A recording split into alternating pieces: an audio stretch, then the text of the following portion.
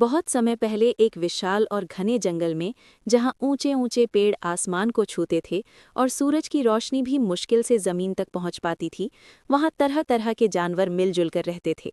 लेकिन उस जंगल की सबसे बड़ी समस्या ये थी कि वहां कोई राजा नहीं था, जिसके कारण कभी कभी झगड़े हो जाते थे और कोई भी सही फैसला लेने वाला नहीं होता था। एक दिन सुबह सुबह जब ठंडी हवा चल रही थी और पक्षी चहचहा रहे थे, तभी अचानक शेर ने जोरदार दहाड़ लगाई, जिससे पूरा जंगल गूंज उठा और सभी जानवर डरकर इकट्ठा हो गए। शेर ने गर्व से कहा कि वो सबसे ताकतवर है और इसलिए वही इस जंगल का राजा बनने के योग्य है। ये सुनकर हाथी आगे बढ़ा और उसने शांत लेकिन भारी आवाज में कहा कि सिर्फ ताकत ही राजा बनने के लिए काफी नहीं होती, बल्कि समझदारी और धैर्य भी जरूरी होता है, और ये दोनों गुण उसमें हैं, इसलिए वही राजा बनना चाहिए। तभी लोमड़ी मुस्कुराते हुए आगे आई और बोली कि असली राजा वो होता है जो चालाक और बुद्धिमान हो और किसी भी मुश्किल को अपने दिमाग से हल कर सके। और ये बात वो खुद के बारे में कह रही थी।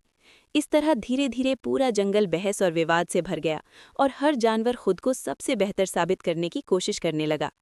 तभी एक फुर्तीला बंदर पेड़ से कूदकर नीचे आया और उसने सबको समझाया कि लड़ाई करने से कोई हल नहीं निकलेगा, इसलिए बेहतर होगा कि एक प्रतियोगिता रखी जाए जिसमें हर कोई अपनी खासियत दिखाए और जो सबसे बेहतर साबित हो वही राजा बने। ये सुझाव सबको पसंद आया और अगले दिन प्रतियोगिता शुरू करने का फैसला किया गया। अगले दिन सुबह सुबह सभी जानवर एक बड़े मैदान में इकट्ठा हुए, जहां पेड़ों के बीच से आती धूप एक अलग ही माहौल बना रही थी। और प्रतियोगिता का पहला राउंड ताकत का था, जिसमें शेर ने अपनी तेज गति और शिकार करने की कला दिखाकर सभी को चौंका दिया, जबकि हाथी ने अपनी अपार शक्ति से बड़े बड़े पेड़ों को गिराकर अपनी ताकत साबित की और दोनों को बराबर माना गया। इसके बाद दूसरा राउंड बुद्धि का आया, जिसमें लोमड़ी ने एक ऐसा जाल बनाया जिसमें बिना नुकसान पहुंचाए उसने कई जानवरों को फंसा लिया और फिर उन्हें सुरक्षित बाहर निकालकर अपनी चालाकी और समझदारी का परिचय दिया। जबकि बंदर ने भी अपनी फुर्ती और दिमाग का इस्तेमाल करके कई कठिन पहेलियों को हल किया, लेकिन फिर भी लोमड़ी इस राउंड में सबसे आगे रही। अब बारी थी तीसरे और सबसे महत्वपूर्ण राउंड की, जिसमें दया और सेवा की परीक्षा होनी थी, और सभी जानवर सोच में पड़ गए कि ये कैसा राउंड है। तभी अचानक जंगल के एक कोने से हल्की हल्की आवाज आई, और जब सबने देखा तो पाया कि एक छोटा सा पक्षी घायल होकर जमीन पर गिरा हुआ है और उड़ नहीं पा रहा है। सभी बड़े जानवर उसे देखकर आगे बढ़ गए, क्योंकि उन्हें लगा कि ये बहुत छोटा काम है और इससे कोई फर्क नहीं पड़ेगा। लेकिन तभी एक छोटा सा खरगोश धीरे धीरे वहां पहुंचा और उसने बिना किसी डर या स्वार्थ के उस पक्षी को पानी पिलाना शुरू किया और उसके पंखों को साफ करने लगा। ये देखकर कुछ जानवर हंसने लगे, लेकिन खरगोश ने उनकी परवाह नहीं की और अपनी पूरी कोशिश से उस पक्षी की मदद करता रहा। तभी अचानक मौसम बदल गया और तेज हवा चलने लगी, और कुछ ही देर में जंगल के एक हिस्से में आग लग गई, जो धीरे धीरे पूरे जंगल में फैलने लगी। आग की लपटें आसमान तक उठ रही थीं और चारों तरफ धुआं ही धुआं फैल गया था। सभी जानवर डर गए और अपनी जान बचाने के लिए इधर उधर भागने लगे। शेर, जो खुद को सबसे ताकतवर मानता था, वो भी डर गया और सुरक्षित जगह ढूंढने लगा। हाथी ने भी घबराकर भागना शुरू कर दिया और लोमड़ी अपनी चालाकी भूलकर सिर्फ बचने के रास्ते खोजने लगी। लेकिन उसी समय वो छोटा खरगोश अभी भी उस घायल पक्षी के पास था और उसे छोड़कर जाने को तैयार नहीं था। उसने हिम्मत दिखाई और उसे अपनी पीठ पर बैठाकर सुरक्षित जगह ले जाने की कोशिश करने लगा।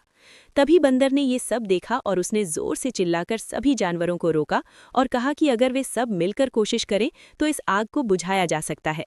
पहले तो कोई नहीं रुका, लेकिन धीरे धीरे हाथी को अपनी गलती का एहसास हुआ और वो वापस आया और अपनी सूंड से पानी भर भर कर आग पर डालने लगा। फिर पक्षियों ने पास की नदी से पानी लाकर मदद करनी शुरू की और बंदरों ने पेड़ों की टहनियों से रास्ता साफ किया। धीरे धीरे बाकी जानवर भी लौट आए और सबने मिलकर पूरी ताकत और एकता के साथ आग को बुझाने में जुट गए, और कई घंटों की मेहनत के बाद आखिरकार आग पर काबू पा लिया गया। जब सब कुछ शांत हुआ तो जंगल का माहौल पूरी तरह बदल चुका था और सभी जानवर थके हुए लेकिन संतुष्ट थे।